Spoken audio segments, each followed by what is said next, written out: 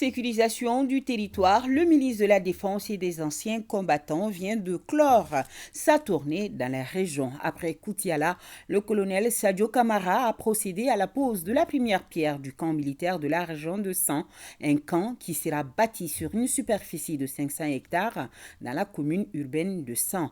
Envoyés spéciaux Abdoulaye Seko, Idrissa Touré. Il est des événements à portée historique que personne ne veut se faire raconter. Les populations de San avaient rendez-vous avec l'histoire.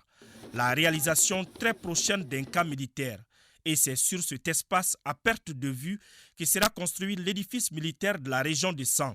Dans un an, la future caserne aura comme locataire le 23e régiment d'infanterie motorisée.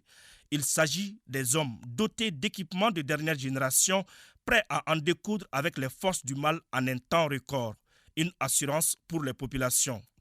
La réalisation de cette gigantesque infrastructure militaire marquera, à n'en pas douter, un pas très décisif dans les dispositifs de sécurisation non seulement de la région de San et environ, mais également fera le bonheur des braves populations du terroir de Santoro et Karantela.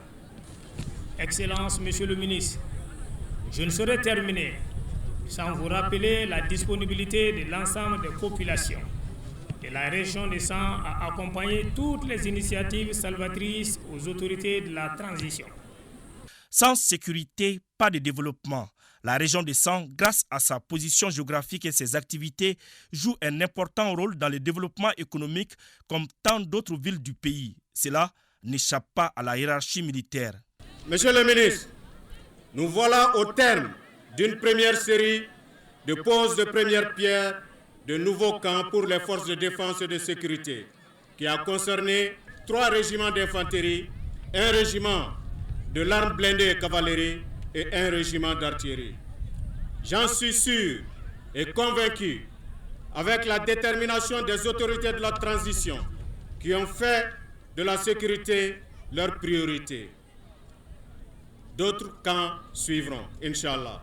Conscients des enjeux multiples et défis que nous avons à relever, les forces de défense et de sécurité répondront toujours à l'appel du peuple et de la nation, quel que soit le moment et le lieu.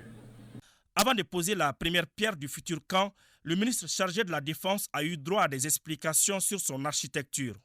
Je suis particulièrement fier d'avoir eu l'opportunité, en tant que ministre de la Défense et des anciens combattants, de servir le peuple malien, de mettre en œuvre la vision du président de la transition, chef de l'État, chef suprême des armées, pendant cette période exceptionnelle de refondation et hautement significative dans l'histoire.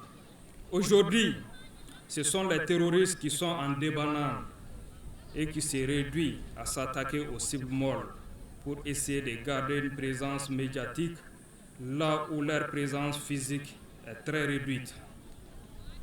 La confiance est revenue entre les populations et les FAMA et cela fait une grande différence. Vous l'avez compris, car vous continuez à mobiliser en masse pour soutenir cette armée. Votre armée qui ne cessera jamais de se battre pour vous, malgré les gesticulations des terroristes à bout de souffle, malgré les manipulations médiatiques de ceux qui cherchent à vous mettre dos à dos. Vous l'avez compris, car vous ne vous laissez pas influencer par les rapports biaisés et téléguidés de ceux qui avaient fait de notre pays leur terrain de jeu et qui, en mauvais perdants, tels des enfants gâtés, écartés du jeu, veulent corrompre l'arbitre et emporter avec eux le ballon du match.